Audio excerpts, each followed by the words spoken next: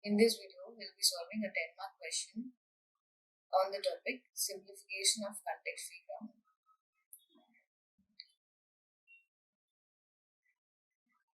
Before we begin, I would suggest you to watch the previous video to understand the concept better.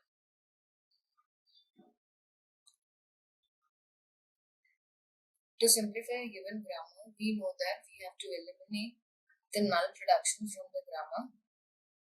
We have to eliminate the unit productions from the grammar, and we have to eliminate the useless variables from the grammar. So let's begin. We know that the grammar is defined by 4 tuples, that is B, T, P and S. Here B is a set of variables, so all my capital letters are my variable set.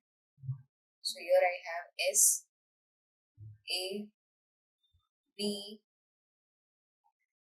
in my variable set, and my terminal symbols are A and B.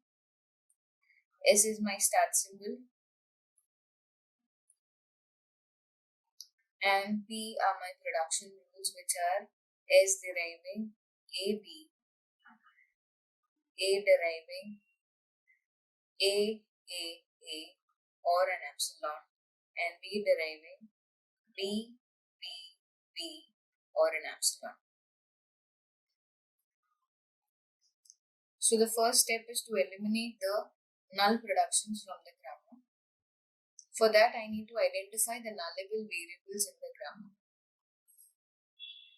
We know that nullable variables are those variables which derive an epsilon directly or indirectly, right? So we'll check the rules over here.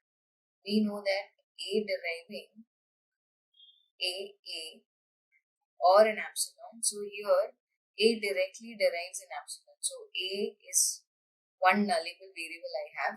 Also the production rule B deriving B or an epsilon. Here B directly derives an epsilon. So B is also a nullable variable. Checking for the rule on S deriving AB. For A, if I substitute an epsilon, also for B, if I substitute an epsilon, I'll be getting S deriving an epsilon. So S indirectly derives an epsilon. So in my nullable variable set, I'll be having S, A, B.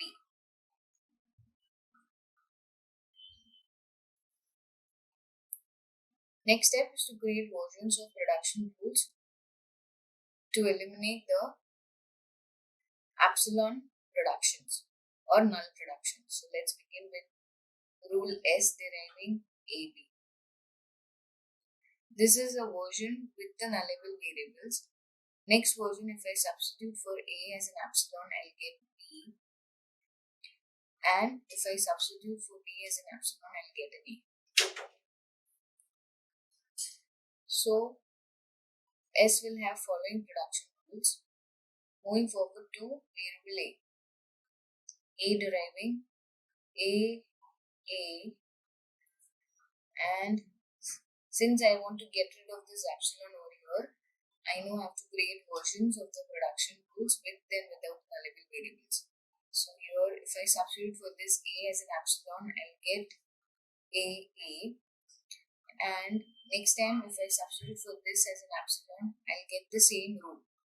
Okay, so no need of writing it once again.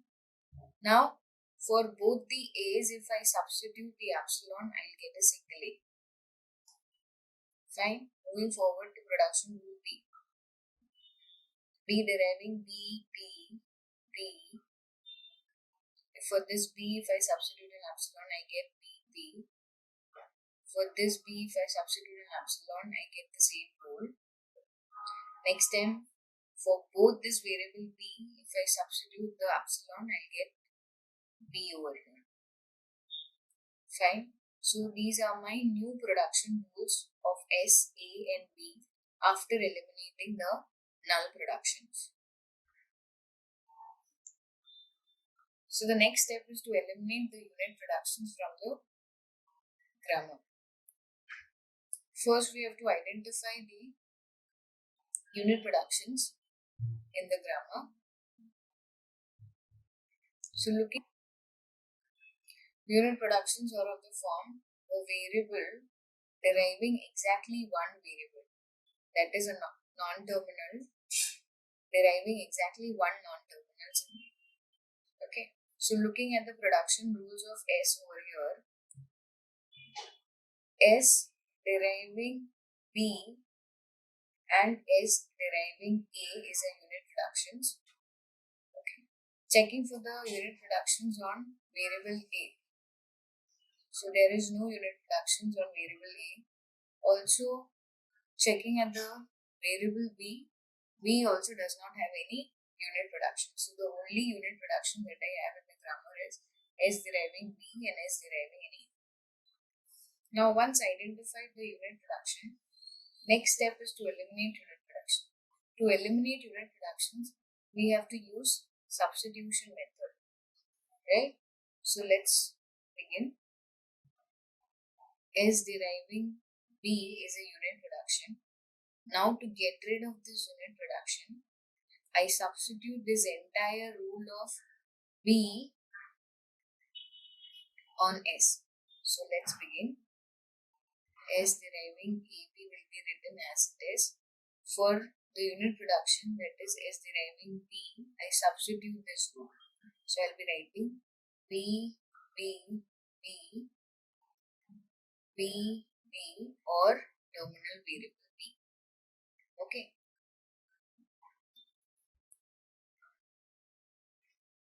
Also S deriving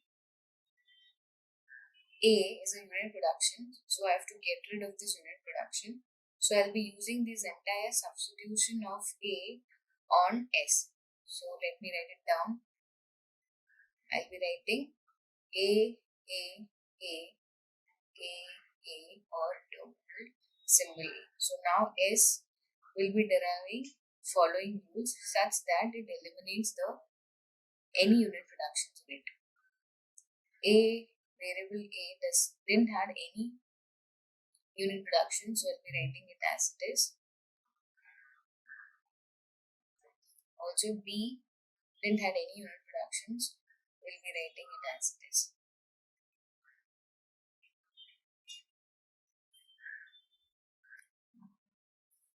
Next step is to eliminate useless variables from the production rules.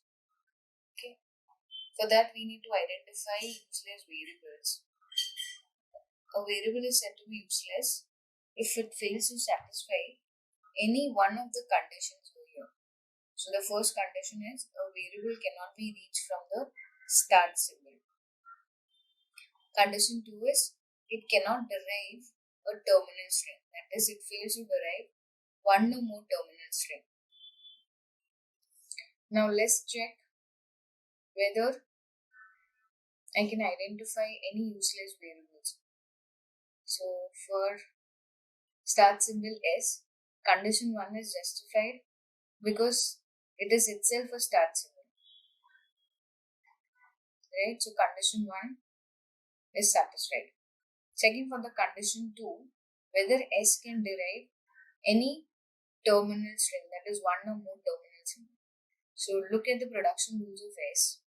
I know that S derives its entire production rule. So here I have a production rules S deriving B. Okay, also I have a rule S deriving terminal symbol A. So here my condition 2 is also justified. Since both the conditions are satisfied, S is not a useless variable.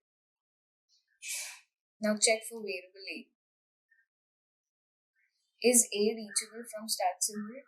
Yes, I have a production rule S deriving AB.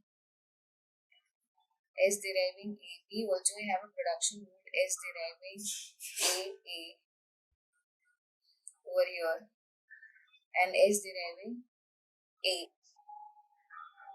So condition 1 on variable A is satisfied. Checking for the condition 2 whether variable A can derive any terminal string. So look at the production rules of A. A deriving terminal symbol A. A deriving terminal symbol A satisfies the condition 2 as well. So A is not a useless variable. Similarly, I'll check for B variable as well. Is B reachable from start symbol? Yes, I have production rules like S deriving AB, S deriving BBB, S deriving BB. Justifies that B is reachable from the start symbol. So look at the production rules of B. B derives a terminal symbol B. So here B deriving a terminal symbol B indicates that it justifies condition 2 and B is not a useless symbol. So in my grammar there are no useless variables grammar. So after eliminating null productions, unit productions and useless variables from the grammar, the reduced or the simplified grammar will be S deriving A, B, B, B, B, B or terminal B or A, A, A, A, A. That is this one. A deriving A, A, A, A, A, B deriving B, B, B, B, B or B. So this is my final reduced or simplified grammar. Thank you for watching this video. Do subscribe to the channel for more such videos.